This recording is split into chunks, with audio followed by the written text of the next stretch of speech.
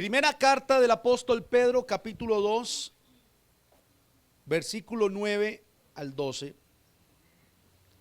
que dice así: mas vosotros sois linaje escogido, real sacerdocio, nación santa, pueblo adquirido por Dios, para que anunciéis las virtudes de aquel que os llamó de las tinieblas a su luz admirable.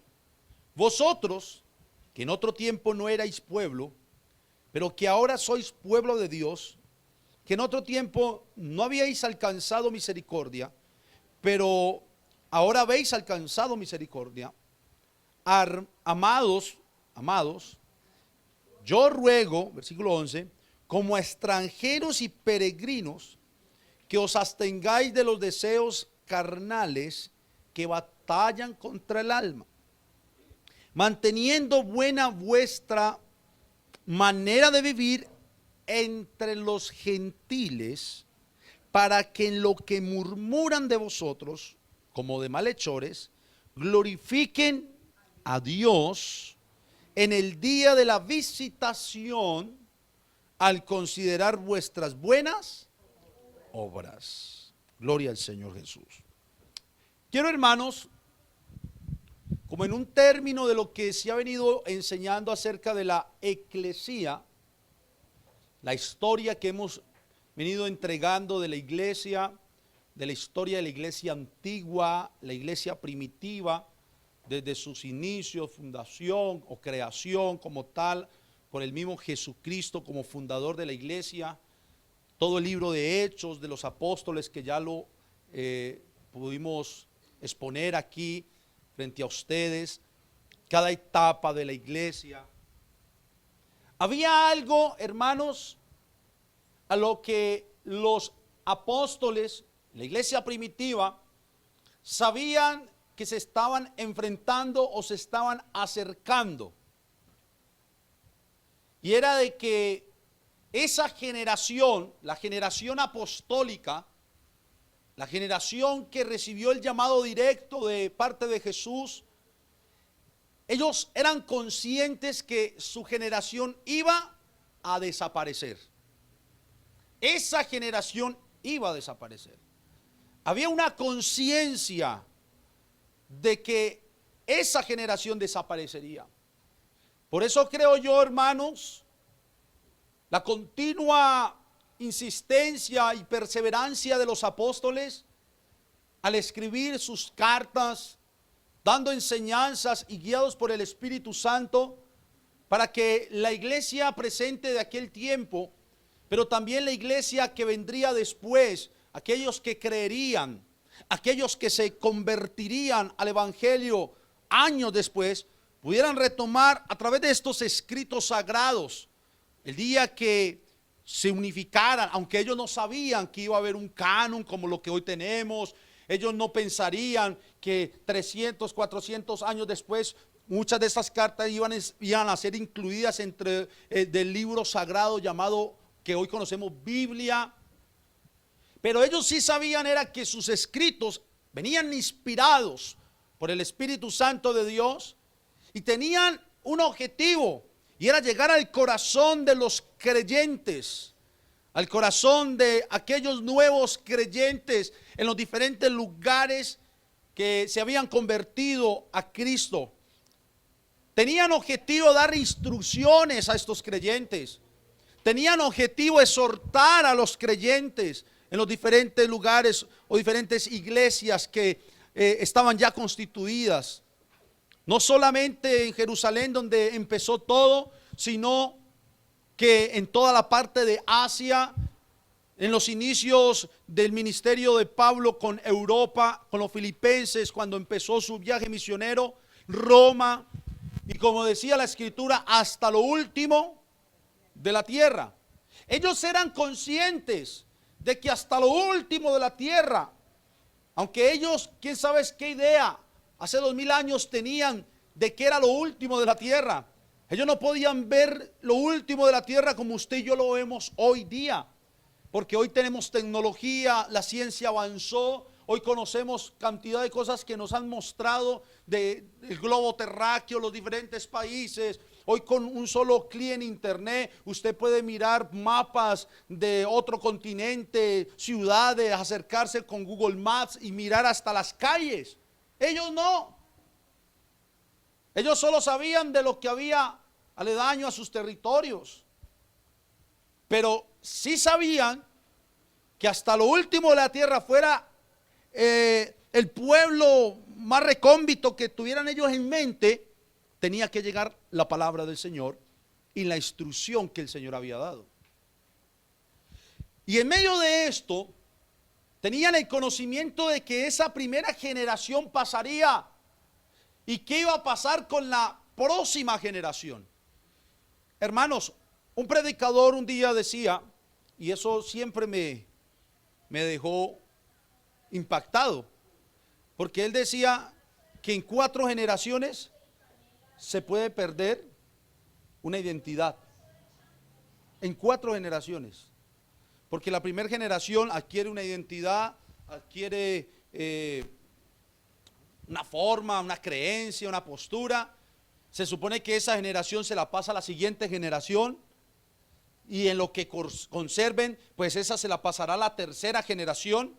Pero hay un peligro entre segunda y tercera en la comunicación de esa identidad, de esa postura, de esa creencia, y la cuarta no la reciba como la primera creyó, y termina perdiéndose esa identidad. Yo creo que la iglesia primitiva podía haber pensado lo mismo. Pero también, no solo creo, sino que sé que el Espíritu Santo de Dios todo lo tenía bajo su control total, en donde Él sí conoce lo que va a pasar en las futuras generaciones, y se encargó Él de preservar la Escritura para su pueblo. Y en la Escritura, al ser preservada, preserva la esencia de lo que es la iglesia, aquella iglesia que había fundado el mismo Jesucristo. Y por esto, hermanos, hoy quiero predicarles bajo el título identidad. Identidad. Porque hay una identidad que el Señor nos ha dado, pero esa identidad que el Señor nos ha dado también corre peligros en las futuras generaciones. Es más, si nosotros echamos un vistazo a nuestras propias raíces, a nuestra propia creencia, nos daremos cuenta que la verdadera identidad de Cristo, aquella identidad que Él dio en los inicios de la iglesia, aquella identidad que los apóstoles quisieron mostrar para lo que iba a ser la iglesia, cómo identificar la iglesia, cuáles iban a ser aquellas características de la iglesia, podemos ver que en la historia y en los años esa identidad se fue desmenuzando y nos vendieron otro tipo de identidades para hacernos ver iglesia, cuando el Señor mostró su identidad y lo que Él quería para nosotros como iglesia.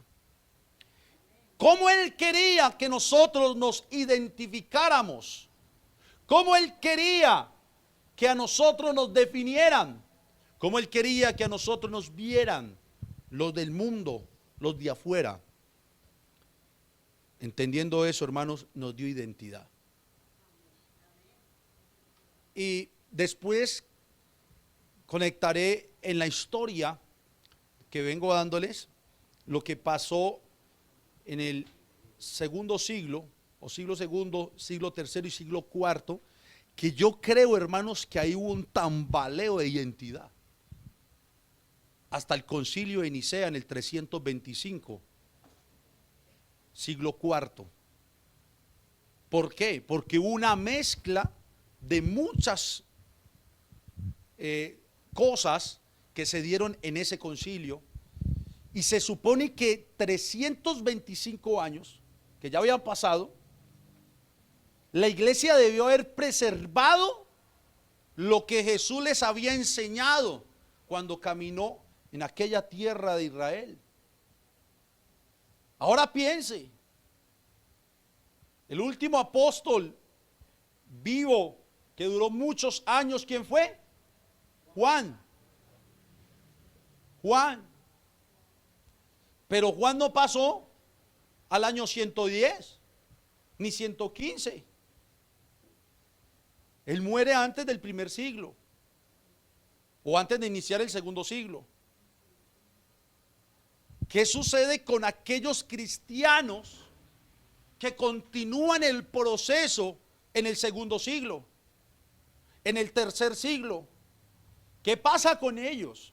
¿Entendieron bien el mensaje que dio Pablo, Pedro, Juan mismo y todos los apóstoles, transmitido por orden de Jesucristo cuando dijo: vaya, bautícenlos, hagan discípulos y enséñeles a que guarden todo lo que yo les he mandado? Mire que esa es la esencia de la transmisión del mensaje. Hoy en día, hermanos, el mensaje se ha distorsionado tanto y estamos llenos de tantas arandelas y tantos preceptos, conceptos legalistas, religiosos, que el Señor nunca dijo en su palabra.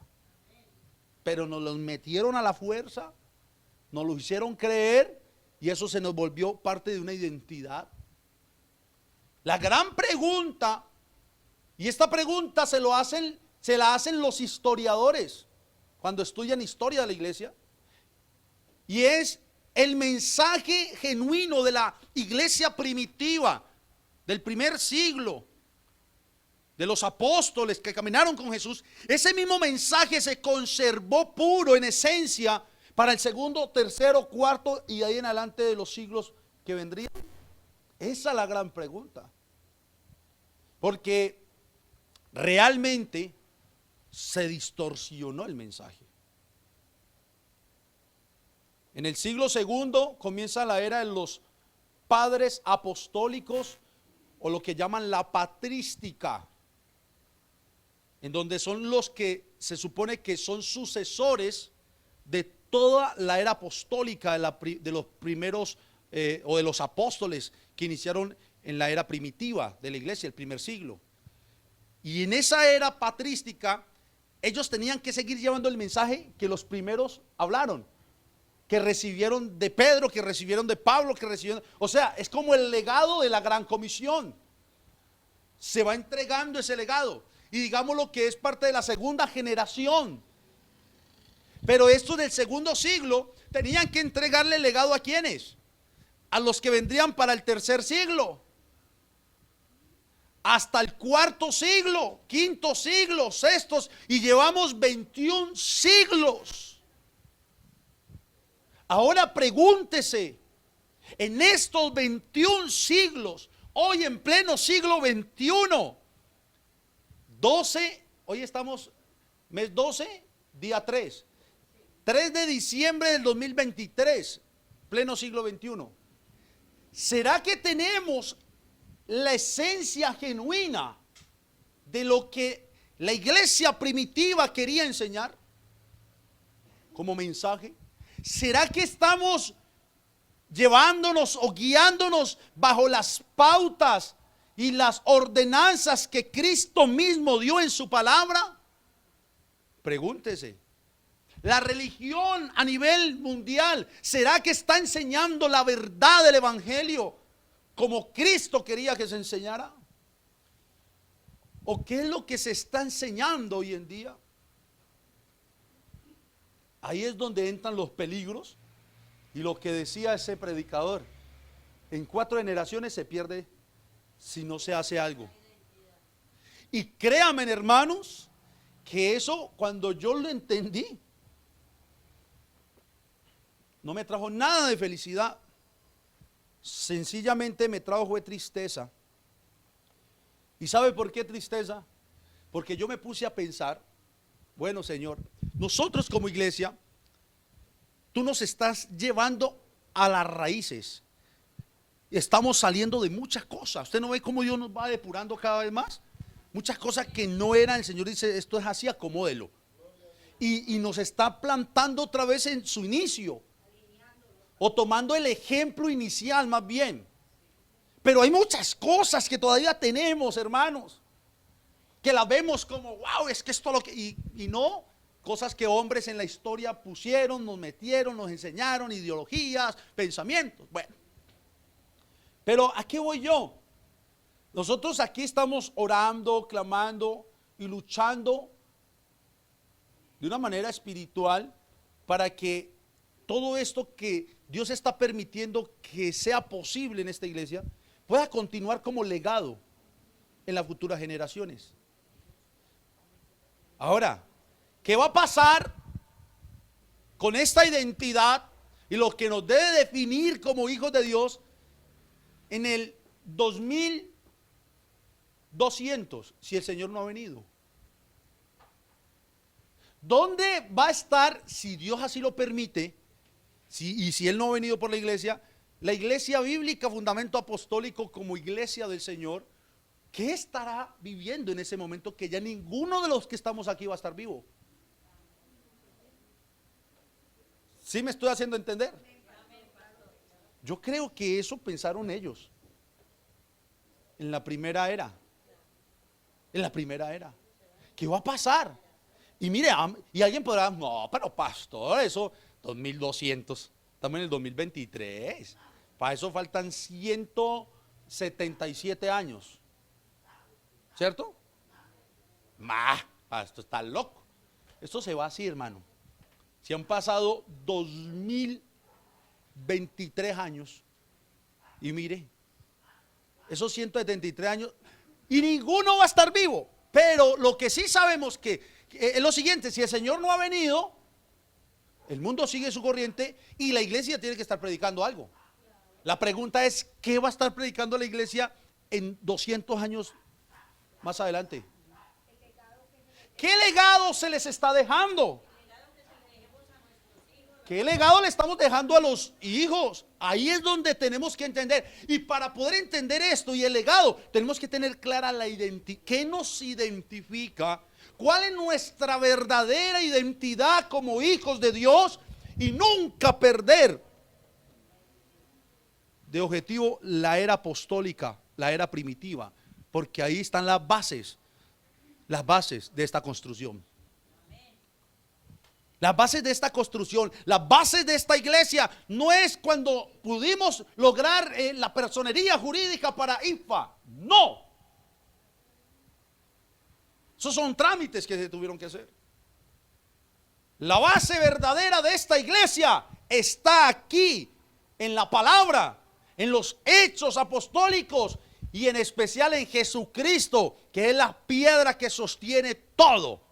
Como dice, edificado sobre el fundamento de apóstoles y profetas, siendo la principal piedra del ángulo Jesucristo mismo.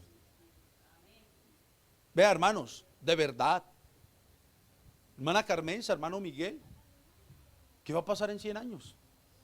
¿Qué va a pasar en 100 años si nosotros no entregamos el legado como debemos entregarlo? ¿Qué va a pasar cuando lleguen las personas a la iglesia y de pronto reciban lo que realmente no es evangelio y transmitan lo que no es evangelio y vivan lo que no es el evangelio? ¿Qué va a pasar entonces en 3 generaciones después? Se distorsiona todo. Se distorsiona todo. Y muchos de los que estamos aquí, de una u otra manera vamos a terminar yéndonos, partiendo con el Señor. Van quedando los niños, ahí veo a mi hija creciendo, la hija de la hermana, los jóvenes, ya nosotros vamos declinando, ya vamos entrando a una edad en que ya vamos declinando, menguando para que otros crezcan. Pero ¿cómo están creciendo los que deben crecer? ¿Cómo? Muy bonito poder reunirnos aquí nosotros, hablar del evangelio, gozarnos nosotros mismos y decir, wow, es verdad, wow, qué enseñanza. Wow, qué parámetros, wow, qué dirección, qué características que nos enseñan, qué ruta la cual nos están entregando para sobre esa ruta caminar. Eso está bien y eso está bonito. Pero ¿y si nos morimos? Ahora no estoy diciendo que si nos morimos nadie quedó para seguir enseñando eso, pero por lo menos nosotros, ¿cuál es el legado que vamos a dejar a las futuras generaciones para que por lo menos en 3 o 4 generaciones esto que Dios inició no se pierda? Pero que se haga de acuerdo a la escritura, de acuerdo a lo que Dios quiere y no a lo que el hombre ha inventado de tantas formas o maneras. Mire, hermanos, cuando se habla de identidad y lo miramos desde la parte natural o humana, el nombre es algo que nos identifica. De hecho, la identificación de nosotros es la cédula. En los niños es la contraseña o tarjeta de identidad, ¿cierto? En los bebés es el registro civil de nacimiento. Y hay un número que identifica a cada individuo en cada nación, ¿cierto? Hay otra, y está impreso en esa misma identificación, y es la huella. La huella hace parte de nuestra identidad. Y cosa curiosa, que en este pedacito de dedito y de piel, todos tenemos una huella diferente la una a la otra. Nadie tiene la misma huella. Eso es, ni el que murió ni el que van a nacer tiene la huella del otro. Nadie. En este pedacitico. ¿Ah? Es como lo de la... Yo siempre me he puesto a pensar, todos tenemos orejas, ojos, lo mismo. Uno en un pedazo más grande, más largo, otro más pequeñito, pero en el mismo lugar. Y nadie es igual a por mucho, ni los gemelos, pues. Por mucho que parezca el uno al otro, son parecidos, pero iguales no son.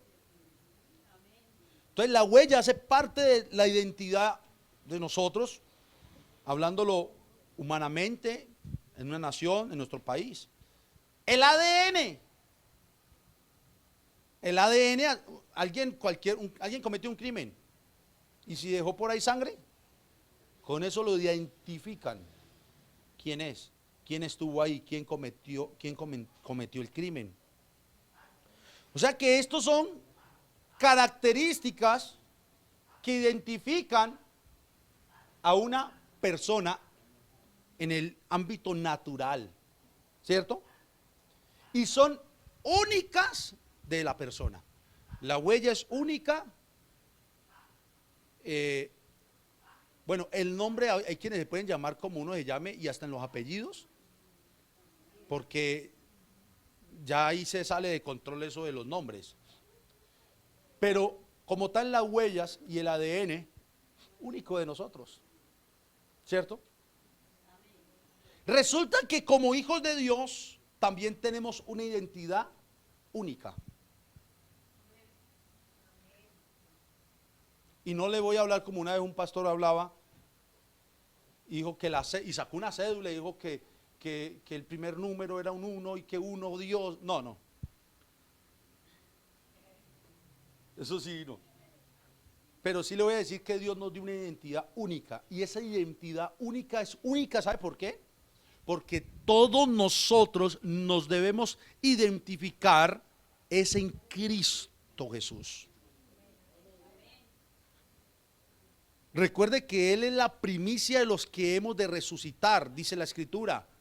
El primero que resucitó, primicia de los que han de resucitar, y todos en la resurrección seremos semejantes a Él, en la resurrección.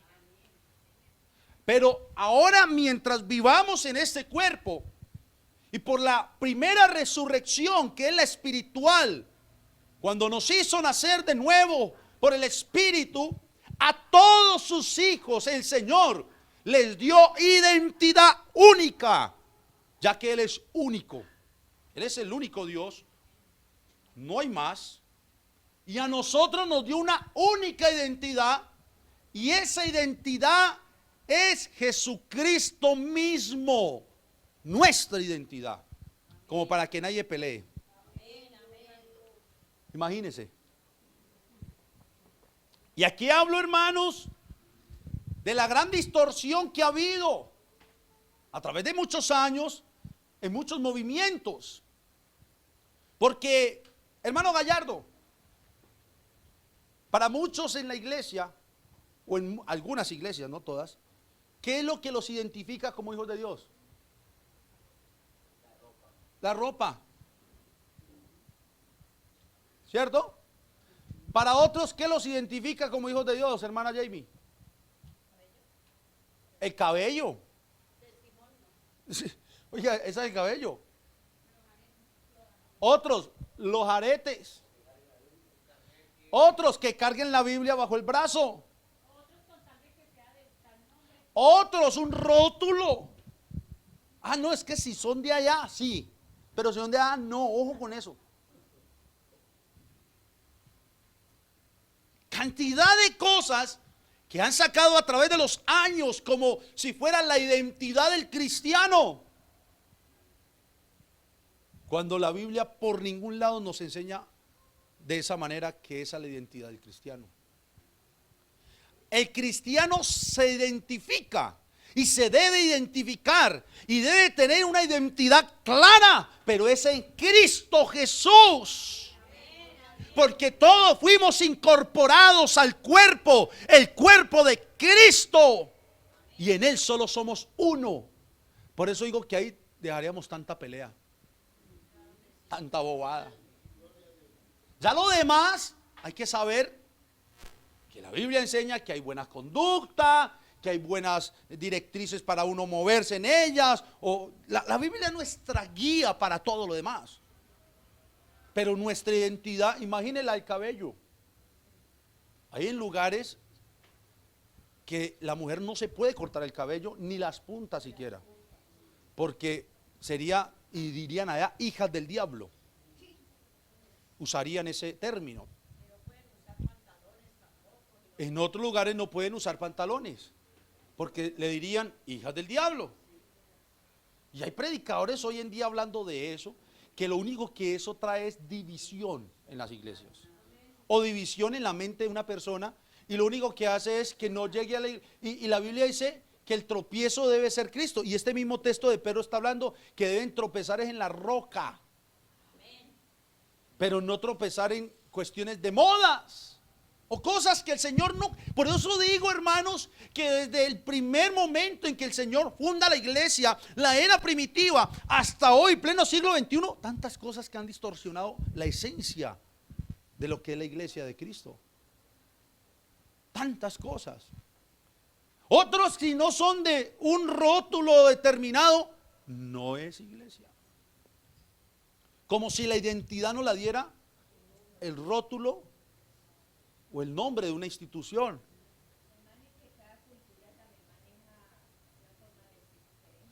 Amén. Cada cultura maneja su forma de vestir.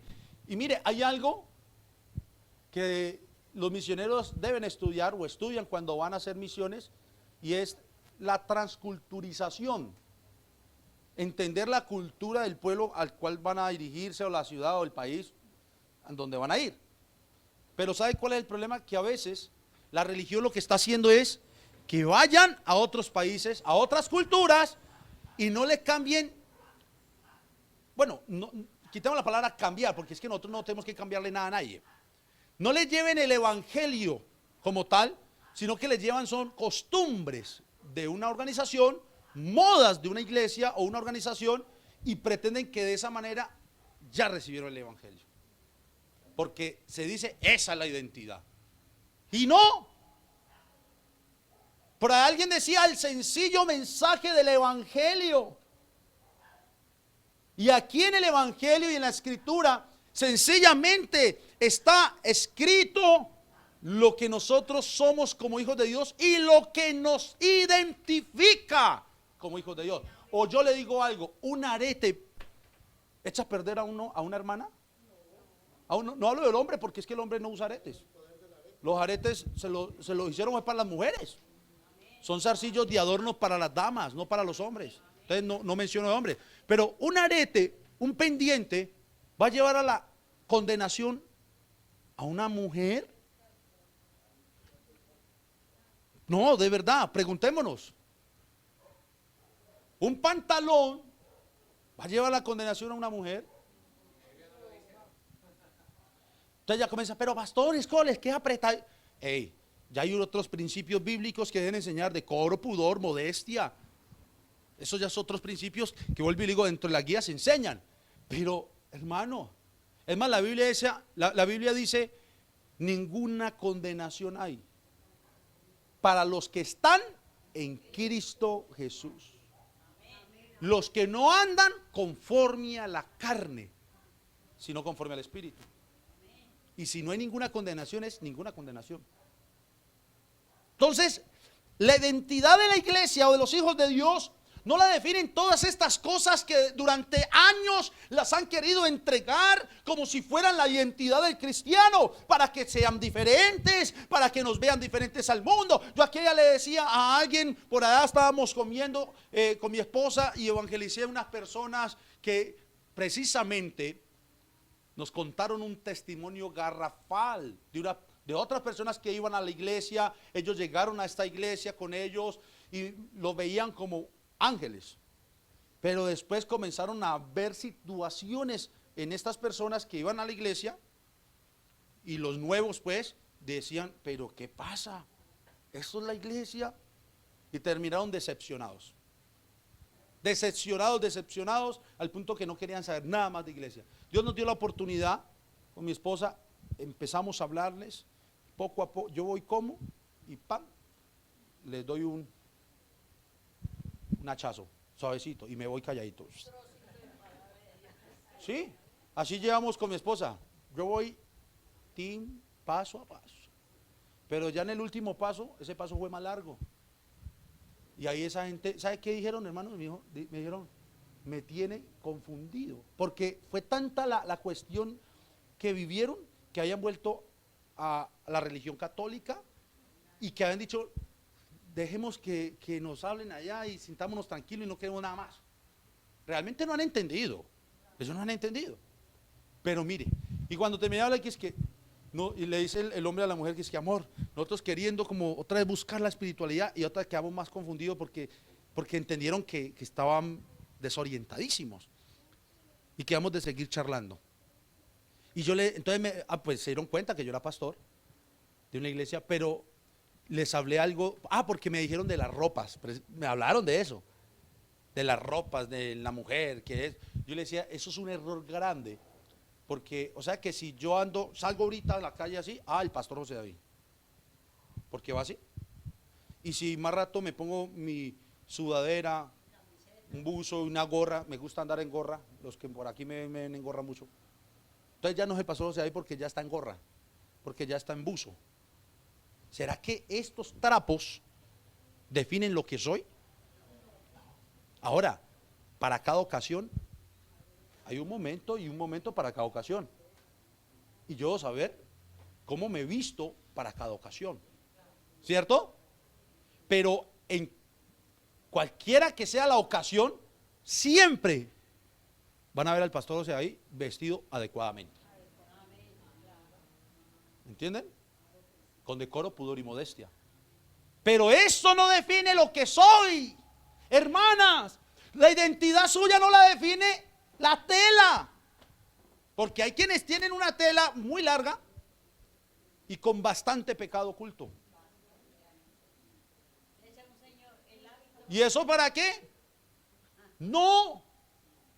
Tampoco el cabello, como dice la hermana. Pueden tener el cabello hasta acá. Y el cabello fue dado a la mujer como velo, para cubrirse el cabello, ¿cierto? Bueno, o como tipo de la cubierta de la mujer. Puede tener todo eso, pero si no está en Cristo como debe estar, no pasa nada, no sirve nada, y eso no tiene entrada al cielo. Nuestra verdadera identidad es Jesucristo inicialmente, porque a Él llegamos, a Él entramos, Él nos salva y Él nos da todo lo que a través de su Espíritu nos da para que vivamos en pro de Él. Y eso se muestra internamente y externamente, sí. a manera que yo voy dando paso a paso los pasos en la vida cristiana, voy mostrando y manifestando lo que soy. Y miremos entonces el texto que leímos al inicio de Pedro. La primera carta de Pedro, capítulo 2, versículo 9. Mire lo que nos identifica como hijos de Dios. Mire cuál es su identidad, hermano y hermana. Linaje escogido. Mas vosotros sois linaje escogido. Esta expresión linaje se encuentra también en Isaías 43:20. Póngamelo, hermana, por favor. O este texto que Pedro está citando del Antiguo Testamento dice: la fiera del campo me honrarán, los chacales y los pollos del avestruz, porque daré aguas en el desierto, ríos en la soledad, para que beba mi pueblo, mi escogido. Mi escogido. Y si usted mira bien, hermanos, desde el Antiguo Testamento Dios siempre menciona a Jacob como escogido, Israel escogido, pero aquí el linaje es una raza.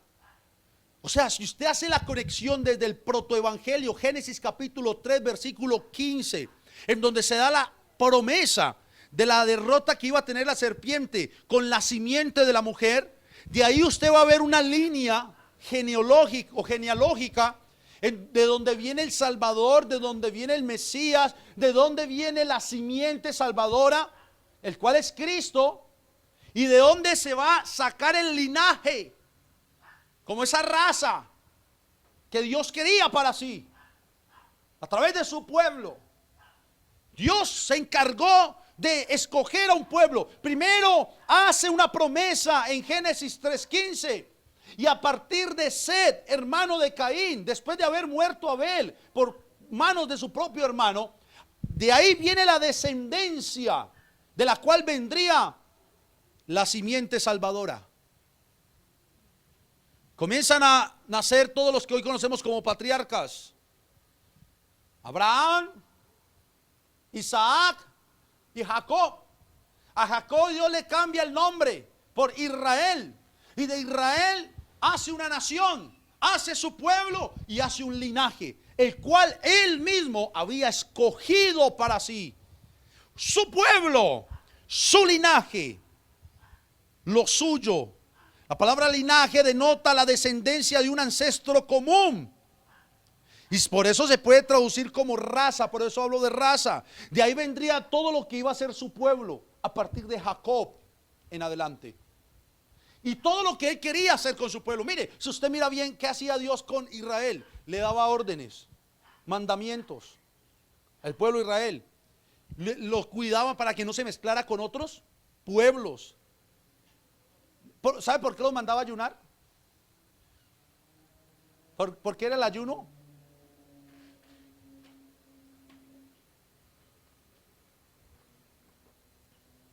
El ayuno servía para la salud.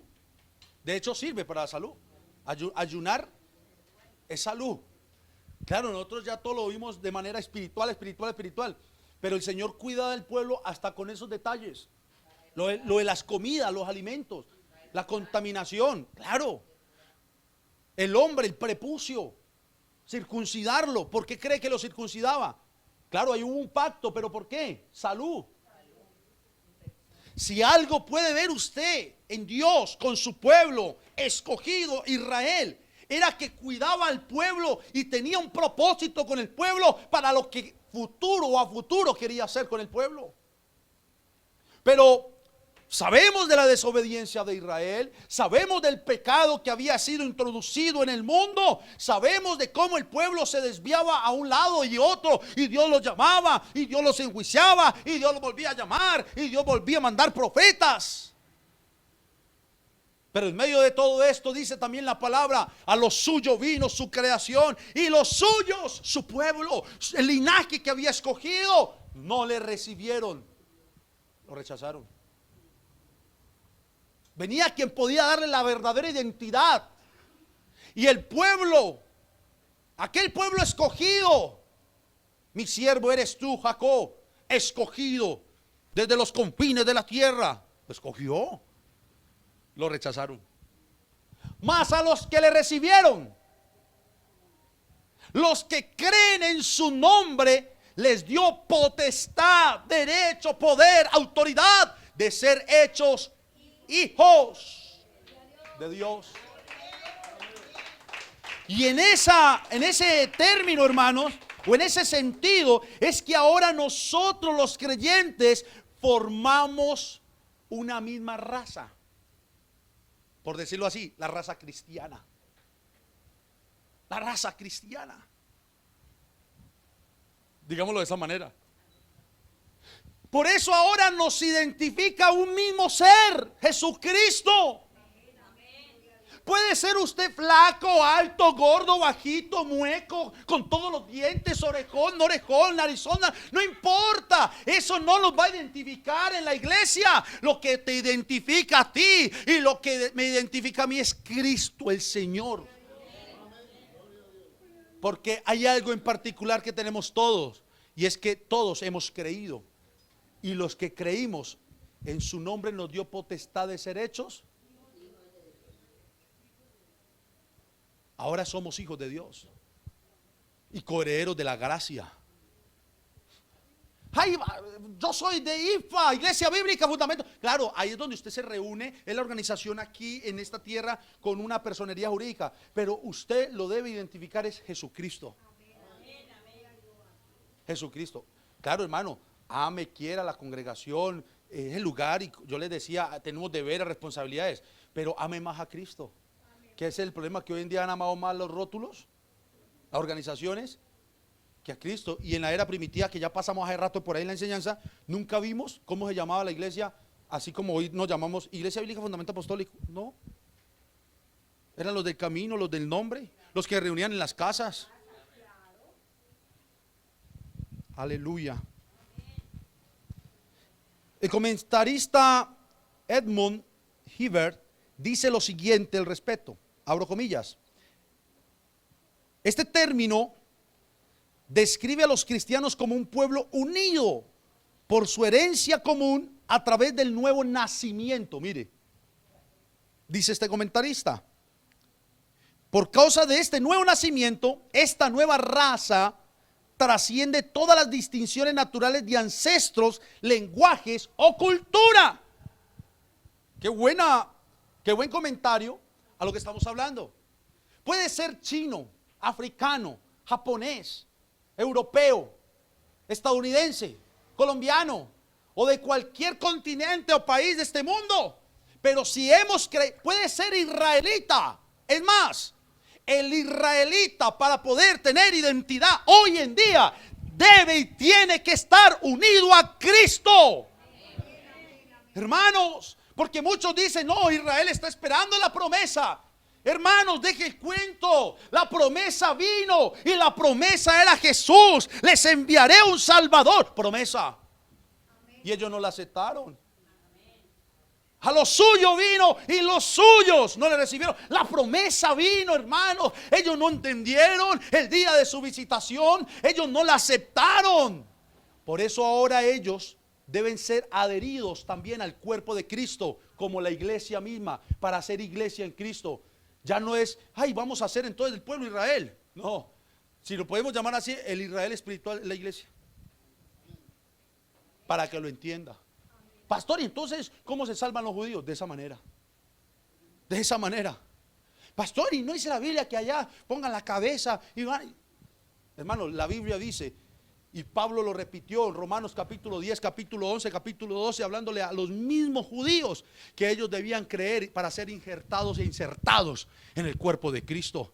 Porque el verdadero olivo no es Israel, el verdadero olivo es Cristo.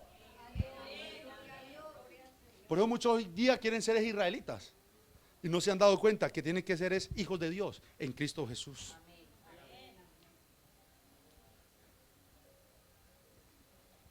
O sea que identidad, somos un linaje escogido también, porque lo que él quería hacer con el pueblo El pueblo lo rechazó y lo hizo con la iglesia. Porque usted fue escogido por Dios. Hay un coro que dice, fui de Dios, nada me apartará. Metas eso en su pecho, en su corazón y en su mente. Usted no escogió a Dios. Hermana Alejandra, ¿usted cree que usted escogió a Dios? Eso. Hermano Gallardo, ¿usted escogió a Dios? Dios nos escogió a nosotros. Él nos escogió a nosotros y por eso nosotros hoy nos reunimos aquí, por mera gracia. Porque Él nos escogió a nosotros. Y somos ese linaje escogido espiritual de Él. Somos los escogidos de Dios. Escuche esta otra palabra, los elegidos, duélale a quien le duela. Hay gente que no le gusta escuchar la palabra. Porque dice, ay, entonces a ustedes sí, a otros no. Nadie está diciendo que a nosotros sí, a otros no. Sencillamente estamos diciendo que Él nos eligió y por eso estamos aquí. Y gloria a Dios por ello. Y alabe al Señor siempre por eso. Pero también dice, volvamos al texto, hermana. Linaje escogido, real sacerdocio. Otra identidad. Estamos hablando de la identidad, que es verdadera identidad. Real sacerdocio. Aquí Pedro también está tomando una porción del Antiguo Testamento que está en Éxodo capítulo 19 versículos 5 al 6. Lo pone por favor, hermana. Ahora pues, si diereis oído a mi voz, dijo el Señor en el Antiguo Testamento, y guardareis mi pacto, vosotros seréis mi especial tesoro sobre todos los pueblos, porque mía es toda la tierra. ¿Esto a quién se lo estaba diciendo? Al pueblo de él, Israel. Israel. Eso no lo está diciendo a la iglesia, ¿o sí? Al pueblo de Israel. ¿Listo? Versículo siguiente. Y vosotros me seréis, mire lo que él quería hacer con ellos, un reino de sacerdotes. Por eso vienen los levitas. Bueno, Aarón fue sacerdote, pero después viene el orden levítico. Para de ahí, no todos los levitas eran sacerdotes, pero de ahí salían los sacerdotes. Quería Dios un reino de sacerdotes. ¿Y para qué un reino de sacerdotes, hermanos?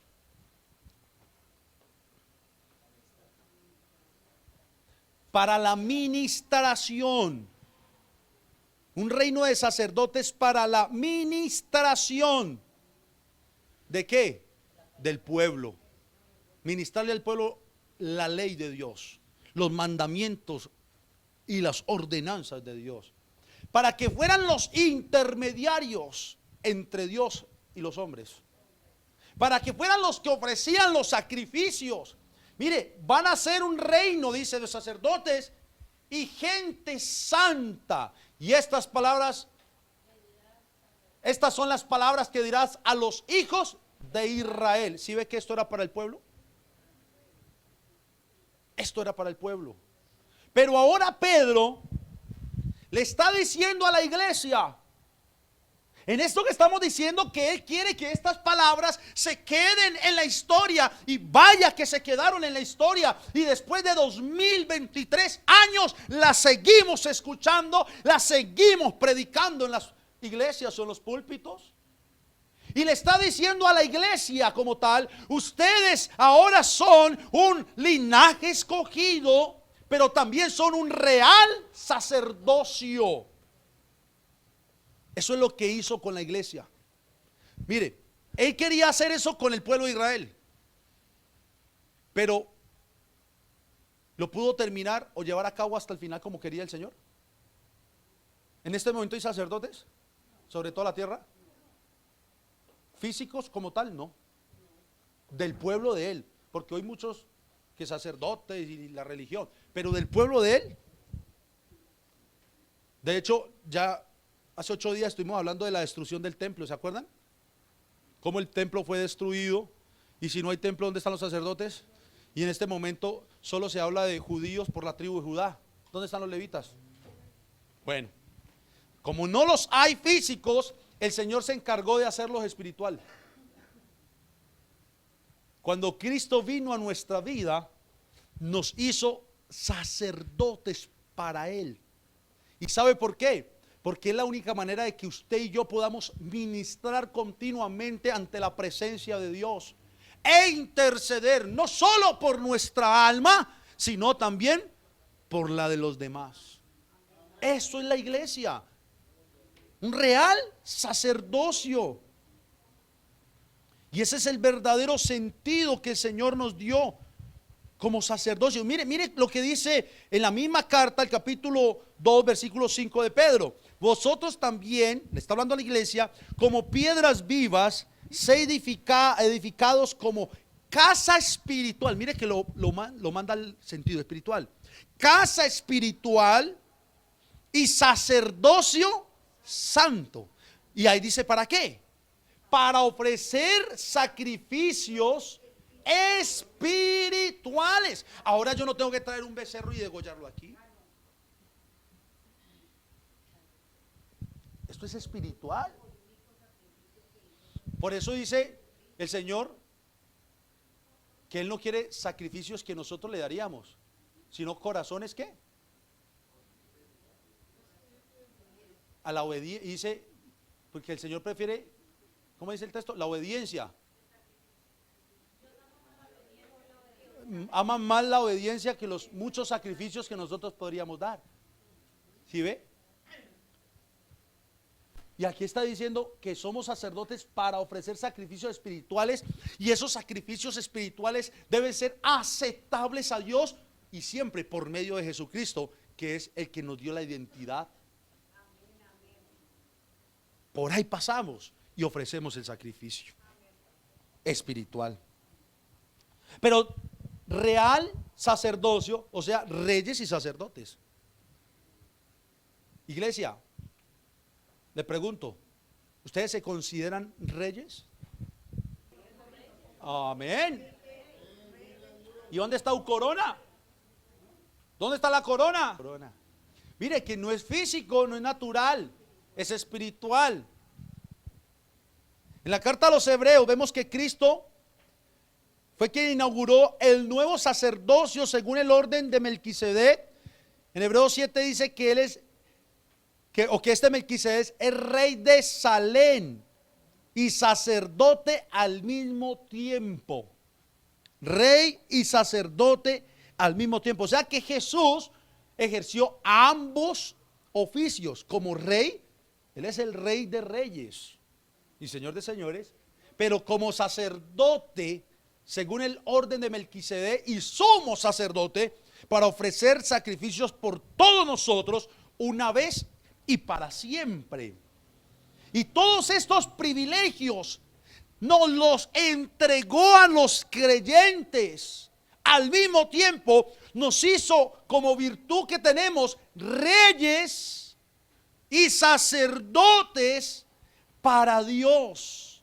¿Qué dice Apocalipsis capítulo 1 versículo 6? Apocalipsis capítulo 1 verso 6. ¿Qué dice? Y nos hizo reyes. Entonces les pregunto otra vez, ¿somos reyes? Espiritualmente hablando. De ahí es donde se han torcido muchos para decir, como tú eres rey, tienes que tener las riquezas de este mundo, andar en el último carro, decreta, porque el rey decreta y se hace. Y entonces ya no anda así, y cantidad de cosas, hermano. No, Él nos hizo reyes y sacerdotes espirituales para ministrar. ¿Y qué hace ya ahorita? Sí que le digo, ¿qué hace un rey? Reinar. Yo le pregunto, como rey, ¿si reinas por lo menos en tu hogar con Cristo? O más bien, ¿Cristo reina a través de tu vida como real sacerdocio en tu hogar? Ahí es donde va. Ahí es donde va. Pero sigue diciendo que también nos dio otra identidad. Nación santa. Nación santa. Mire, linaje escogido, real sacerdocio, nación santa. De igual manera, esto lo toma Pedro del Antiguo Testamento. Otra vez Éxodo capítulo 19, 6. Reino de sacerdotes, que ya lo hablamos, y gente santa. Vuelvo a lo mismo. Eso era lo que Dios tenía como primera intención con el pueblo de Israel. Que todos fueran un reino de sacerdotes y gente santa.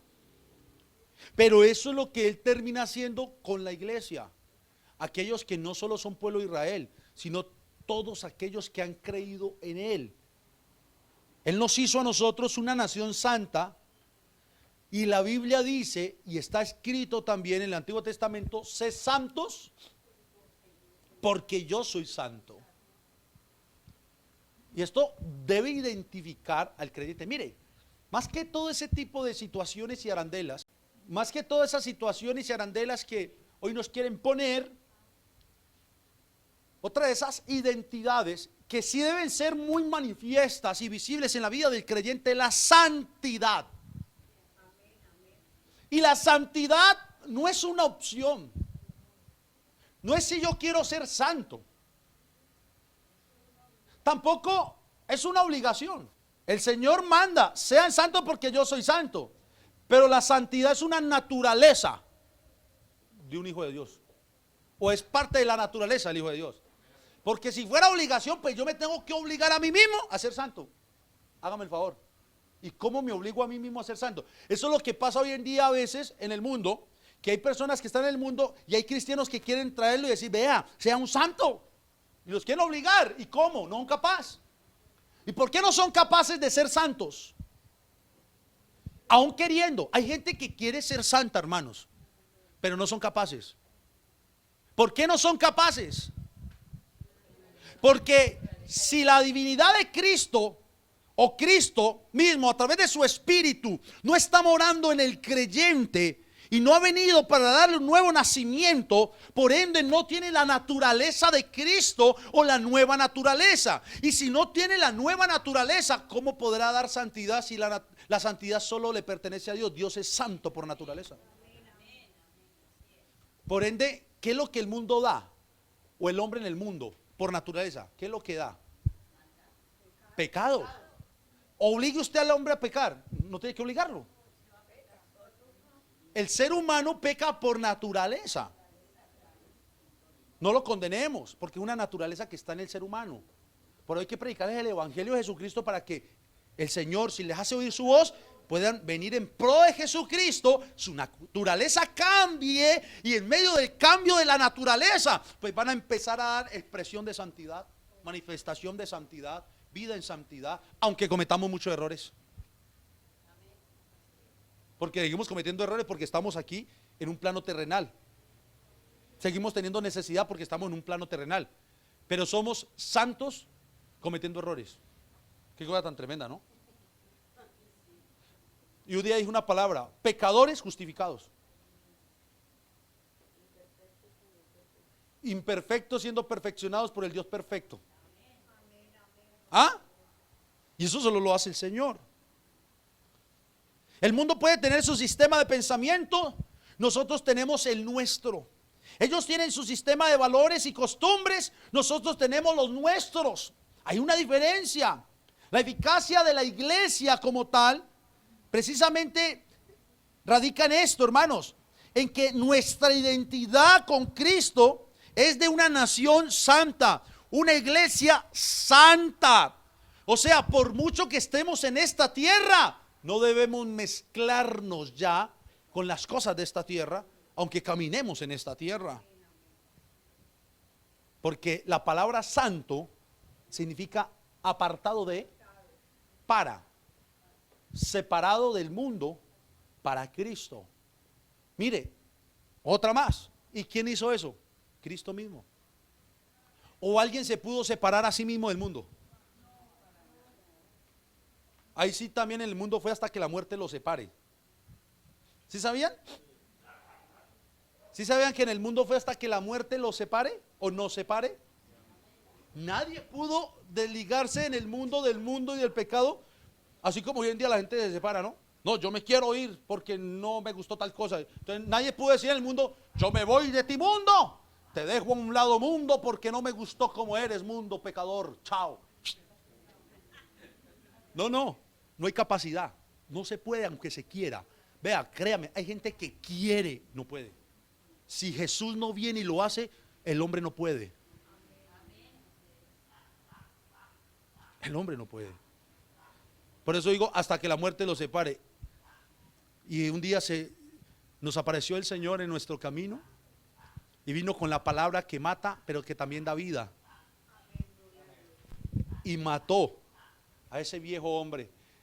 Mató ese pecado que nos tenía subyugados, sometidos en el mismo mundo, para que pudiéramos estar libres, para unirnos con Él.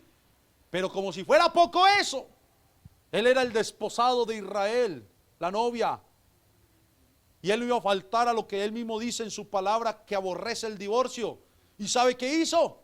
Se vino como hombre y murió en una cruz también Él. Libre ambos, Él libre, y nos hizo libre a nosotros, porque morimos cada uno a lo que estábamos unidos. Y ahora somos uno con Él y nos ha unido a Él. Y si somos uno con Él y nos ha unido a Él, pues nos compartió de esa naturaleza o atributo santidad. Y por eso Él dice, sean santos porque yo soy santo. O sea, no es que le esté diciendo, vea, te obligo. No, está diciéndonos o nos está aclarando lo que pasó. Es que, venga, le explico, hijo mío, hija mía. Como yo soy santo y yo te compré y yo te traje y yo te llamé y yo te di lo que soy, tú tienes que ser lo mismo que soy yo. Santo. Imagen. Imagen. Eso es parte de la identidad que nosotros tenemos que tener claro. Que tenemos. De ahí vienen las continuas exhortaciones que encontramos en las Escrituras a mantenernos separados del mundo. El creyente es separado del mundo aunque esté en el mundo. Hay que entender eso, ¿no? Hay que entender eso. Mire qué dice la primera carta del apóstol Juan, capítulo 2, versículo 15 al 17. No améis al mundo. Ahí está. Ni las cosas que están en el mundo. Mire lo que le dice Juan. Y vuelvo a lo mismo que dije al inicio. La preocupación de cada uno de ellos, porque vendrían generaciones futuras. Ellos ya no iban a existir, pero el Espíritu Santo los guió para que esta palabra se escribiera, se mandara a las iglesias. Pero no solo eso, la ha preservado hasta hoy, hermanos. Y después de tantos años y siglos, seguimos leyendo. No améis al mundo, dijo Juan, ni las cosas que están en el mundo. Si alguno ama al mundo, vea lo que dice, el amor del Padre no está en él. Versículo siguiente, porque todo lo que hay en el mundo, y los clasifica, los deseos de la carne, los deseos de los ojos y la vanagloria de la vida, no provienen del Padre, sino del mundo. Verso 17. Y el mundo pasa. Venga, paren ahí. Mire qué cosa tan brava. Eso que hoy en día es lo que tiene atrapado al ser humano, el Señor está diciendo, eso va a pasar. Y eso que va a pasar es lo que está haciendo y echando a perder a muchos. El mundo va a pasar. Vea, hermano, estamos diciembre, ¿no? Una de las épocas o temporadas más bravas, que no debería ser así. Pero en muchas iglesias no se vayan a extrañar que finalizando el año, poquitos. Algunos por trabajo, porque algunos porque les toca trabajar. Y hay temporadas y se ponen a trabajar en las temporadas dicembrinas, en conciertos. Algunos pues hay que trabajar, les toca ir de armadores, logística. Eso sí que contrata mucho en esta temporada. Listo. Pero otros porque echan la escapadita. Diciembre es el diciembre de las escapadas. Hay iglesias donde dicen jocosamente hermanos oncemesinos, de enero a noviembre. Diciembre no cuenten con nosotros. Y chaolín. Y en enero vuelve, no, y es así, en las iglesias normalmente en enero vuelve y se llenan. La gente viene otra vez endeuda, porque diciembre para las deudas también es buenísimo, ¿yo? Vienen endeudados, emproblemados, cantidad de cosas. ¿Cierto? Ajá. Entonces, lo que nosotros tenemos que tener claro con lo que estamos escuchando aquí es, eso hace parte de las cosas mundanas o del mundo. Y el mismo apóstol Juan está diciendo, eso va a pasar. Pero hay algo que no va a pasar, que va a permanecer. Y es el que hace la voluntad de Dios. Ese permanecerá. Y va a permanecer para siempre. Vea, hermanos, no vale la pena por un bocado de comida vender la primogenitura. No vale la pena por un momento de deleite despreciar la bendición. No vale la pena por nada de este mundo. Nada, escúcheme, nada de este mundo puede hacer ni debe hacer arrodillar a un cristiano frente al mundo, ni los ídolos del mundo, ni el pecado. Sadrach, Mesach y Abednego fueron inducidos a arrodillarse ante la estatua que levantaron allá en aquel lugar por órdenes de Nabucodonosor. Cada sonido de flautas, tambores, él o ellos o todo el pueblo tenían que postrarse y adorar la estatua y a los dioses de ese pueblo y de Nabucodonosor. Pero ¿sabe qué pasó? La estatua se levantó, venía el sonido de aquellos instrumentos, todo el pueblo se postraba ante la estatua, adoraban a los dioses de Nabucodonosor. Pero Sadrach, Mesach y Abednego no lo hacían, porque ellos tenían clara la identidad que los determinaba y los definía. Ellos sabían que hacían parte del pueblo de Dios. Y después vinieron unos que habían mirado la situación y dijeron, estos por qué no se arrodillan ni adoran los dioses de Nabucodonosor el rey. Y fueron donde el rey le dice, no rey, hay unos rebeldes. Mira, ahí es rebeldía, ¿no? Y es las cosas del mundo. Para los del mundo la iglesia es rebelde en muchas cosas, ¿no? Y eso es herejía, y ellos son los rebeldes. Y mire, rey, esos muchachos Sadrach, Mesach y Abednego no se quieren postrar ante la imagen que se levantó y fue un decreto real. Y tú dijiste, y el que no lo haga va a ser echado al fuego, a un horno que arde con mucho fuego. Entonces, ¿hay qué?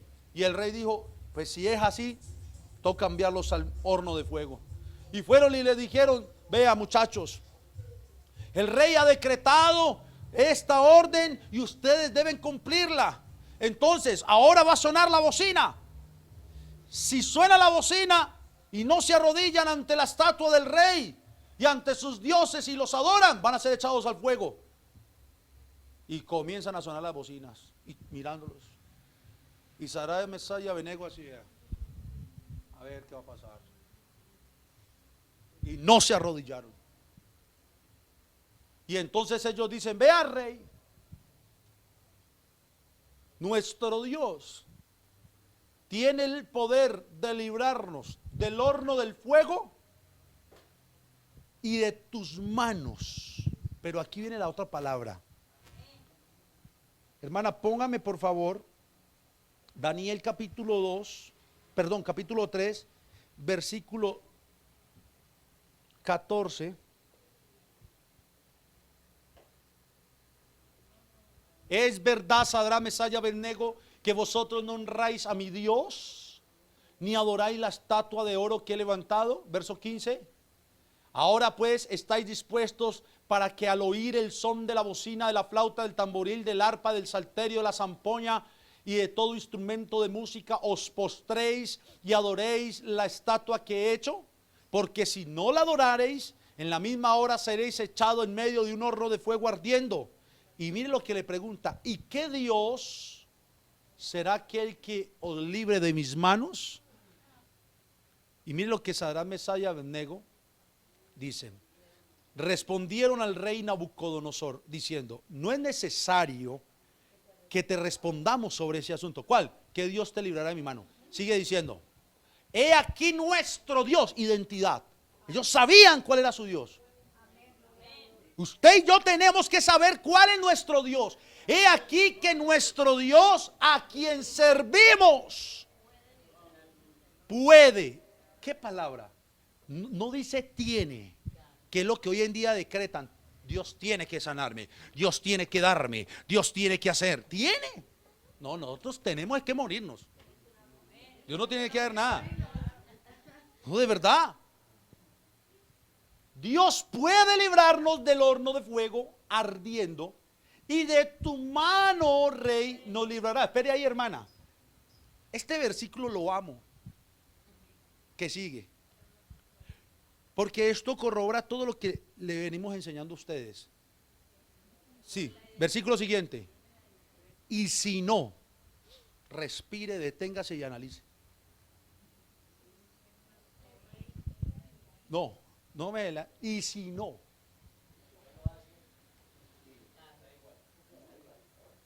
¿Sí ven el ejemplo, hermanos, de estos muchachos? Ellos saben quién es su Dios. Ellos saben la identidad que tienen de parte de Dios. Ellos saben el poder que tiene su Dios. Ellos saben lo que Dios puede hacer. Y le están declarando al rey: Él puede librarnos del horno, Él puede librarnos de tu mano. Pero también le dice: y si no, no me importa. Pero es que hoy en día los creyentes no están en esta tónica. Hoy en día están: yo sé que Dios tiene el poder, yo sé que Dios puede sanar, yo sé que Dios tiene que hacer esto, pero nunca dicen y si no. No, dicen y es que tiene que hacerlo. Y más bien otros creyentes que están mal fundamentados vienen y le dicen: y si no pasa nada es porque no crees, y si no pasa nada es porque no eres hijo de Dios, y si no, es que si Dios no lo quiere hacer, no lo hace. Él es soberano. Que estoy enfermo, gloria a Dios, porque Dios es mi Dios en la enfermedad. Él puede sanarme, sí, y si no, no lo hace. Y voy a cuestionar a Dios. Es que la economía está muy fuerte. Sí, Él me manda, administre bien los recursos, pero Dios puede darnos y abrir puertas, hermano. Hoy hacer esto y se le abren puertas económicas. Y si no, pues sigue siendo mi Dios. Alguien que nos dio también ejemplo fue Job. Dijo: vea, Dios dio y Dios quitó. Pero termina diciendo: y su nombre sea bendito. Él es bendito si nos da, Él es bendito si no nos da, Él es bendito si nos sana, Él es bendito si no nos sana. Él sigue siendo nuestro Dios, sin importar nada. Ame esta palabra, soberanía. Ámela, estúdiela, ore y entienda la soberanía de Dios, para que deje cuestionar a Dios, de luchar y pelear con Dios. Aleluya. Y si no, sigue diciendo estos muchachos: sepas. Qué certeza, ¿no? Sepas, oh rey, que no serviremos a tus dioses. Ellos están a punto de morirse. Es que le están diciendo: los van a echar en un horno de fuego. Y ellos están diciendo: no me importa. Aún así, si Él no me libra del horno, si Él no me libra de tu mano, sépalo bien, papá. Eso le está diciendo. Que no nos arrodillaremos ante tu estatua, ni le vamos a servir a tus dioses. Jamás. ¿Y qué pasó? Para el fuego. Sí. Están muy bravitos. Abran las puertas. amarrados, atados, dice la Biblia, y los echaron al horno. Fue tan bravo que los llevaron se quemaron. Los alguaciles, ¿cómo ardería ese horno? Y lo pusieron a calentar más de lo normal, ¿no? Y Nabucodonosor, no huele a chambuscado. No huele todavía. Hay que ir a ver qué pasó. Cuando va y se asoma, dice la Biblia que ya no veía 3, veía 4. 4 dentro del horno del fuego. 4 paseándose y dando vueltas en el horno como si nada. Las cadenas, las ataduras se rompieron, se quemaron, pero ellos no se quemaron ni un pelo. El que estaba con ellos en el horno era el mismo Dios al cual ellos dijeron: amamos y sabemos quién es Él y lo que Él puede hacer. Ese Dios es el que pasa con nosotros las pruebas más difíciles. Ese es el Dios que dice la palabra: y si pasas por las llamas no te quemarás, y si por las aguas no te ahogarás. Pero tiene que haber una iglesia con identidad. Tiene que haber una iglesia que entienda y crea lo que es y lo que Dios le entregó. No te arrodilles al mundo, no te arrodilles al diablo, no te arrodilles a las pasiones del mundo. Entrégate y arrodíllate totalmente a tu Dios. Mire lo que dice también Romanos 12, 1 y 2. Así que, hermanos, os ruego por la misericordia de Dios que presentéis vuestros cuerpos en sacrificio vivo, santo. No entregues tu cuerpo al mundo y al pecado ya no más. Preséntalo como un sacrificio vivo al Señor, agradable a Dios, que es vuestro culto racional. Aquí no hay un poco de gente sentada irracionalmente sentados. Aquí no, aquí hay una muchedumbre de personas o personas sentadas con conciencia, con conocimiento y que vienen a adorar a Dios con razón. ¿Saben lo que estamos haciendo? No os conforméis a este siglo, sino transformados por medio de la renovación de vuestro entendimiento, para que comprobéis cuál sea la buena voluntad de Dios, agradable y perfecta. Santiago capítulo 4 versículo 4. Póngase de pie, por favor. Oh almas adúlteras, ¿no sabéis que la amistad del mundo es enemistad contra Dios? Cualquiera pues que quiera ser amigo del mundo se constituye enemigo de Dios. Cuando el creyente actúa, iglesia, como el mundo actúa, ¿sabe qué hace? Está traicionando su identidad, la identidad que Jesús le ha dado. Está traicionando la identidad como cristiano. Está actuando en oposición a lo que Él es realmente en esencia. Por eso debemos entender que hay una identidad que Dios nos ha dado. Y esa identidad, hermanos, no tiene mezcla con el mundo. Y caminamos. Yo voy a centros comerciales con mi esposa. Yo camino por las calles. Yo hablo con toda la gente normal, porque no somos extraterrestres. O para que diga: ay, bueno, entonces todos son demonios malos y no hablemos con ellos. No me siento en esa silla porque es del mundo. No. Por eso Jesús dijo en la oración sumo sacerdotal: Padre, yo les he dado tu palabra y el mundo los aborreció, porque no son del mundo, como tampoco yo soy del mundo. No ruego que los quites del mundo, sino que los guardes del mal. No ruego que los quites del mundo, sino que los guardes del mal. No son del mundo. Iglesia, no somos del mundo, como tampoco Cristo es del mundo. Y mire cómo dice: santifícalos en tu verdad. Por eso usted está aquí continuamente, santificándose, limpiándose en la verdad de Cristo. Tu palabra es verdad. Pablo le dijo a los corintios: pues aunque andamos en el mundo o en la carne, no militamos según el mundo ni según la carne. Porque las armas de nuestra milicia no son carnales ni mundanas, sino poderosas en Dios para destrucción de fortaleza, derribando todo argumento que se levanta contra el conocimiento de Dios y llevando cautivo todo pensamiento a la obediencia a Cristo.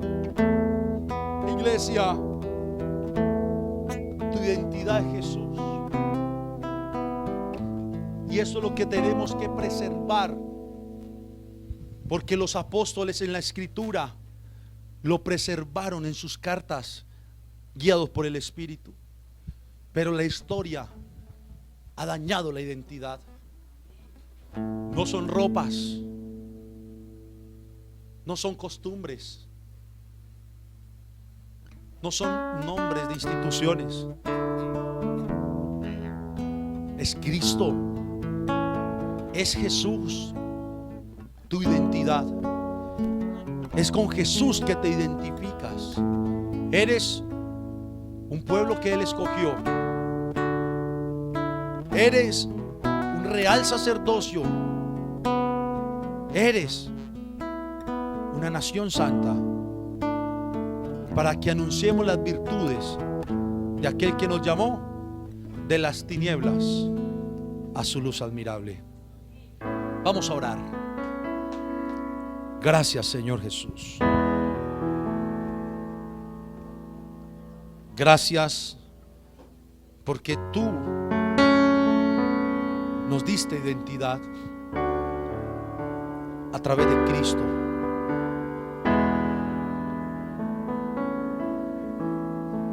Contigo, Señor, somos uno. Contigo nos identificamos.